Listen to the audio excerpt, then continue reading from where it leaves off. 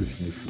Beaucoup d'ambition et d'exigence à l'écran, je pense. Donc du coup, on a une sorte de générosité qui n'a pas été trop vue dans le cinéma français ces dernières années, en fait. Donc vraiment, on a poussé les curseurs le plus loin possible. Donc au niveau action, ça défouraille.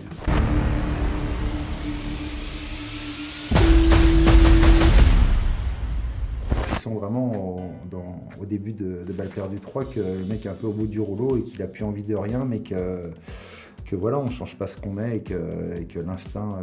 Et il apprend de film en film. Il a aussi une sorte de rédemption lui aussi dans le 3 finalement. Mais je pense que le moment le plus fou, c'était la poursuite finale avec l'hélico, la dépanneuse, et lui qui conduit la dépanneuse avec l'hélico qui est à 1 mètre de lui, quoi. Ah bah moi, c'est le scénario que j'attendais depuis que j'avais 10 piges, que je rêvais de cinéma. Ça a été une rencontre avec Guillaume d'un point de vue artistique et humain. Moi, je sais qu'il m'a fait beaucoup évoluer parce qu'on est passé par plein de choses avec Guillaume, par des succès, par des échecs, par beaucoup de choses, et je suis tellement heureux en fait de tout ça, moi humainement en tout cas. Et puis ça a changé ma vie aussi du jour au lendemain, quoi. Il y a tellement de sorties, tout est tellement vite que chimère, tu vois un truc, tu l'as oublié, tu passes à autre chose, t'as rien retenu, que de laisser quelque chose de ancré.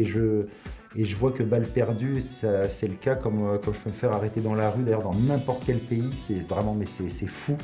Et que ce soit qu'on fasse Bala Perdida, Los Bullet, c'est génial de laisser une petite trace comme ça dans le cinéma français, que ça soit par le biais d'une plateforme ou non, c'est ma plus grande fierté. Pendant très longtemps, je trouve que le spectre français manquait de films d'action où je sais pas, je pense qu'il y en avait peut-être trop eu à un moment donné, puis pas toujours du très bon, donc il y avait vraiment une perte de confiance du public que j'ai quand même l'impression à une petite échelle qu'on ait pu redonner ça en France, et ce qui a permis d'ailleurs, et je pèse le mot, de voir d'autres films voir le jour qui n'auraient jamais vu le jour sans Balles perdues 1, et je trouve ça fantastique. Moi, j'ai jamais été aussi fier d'un film d'action que j'ai pu faire.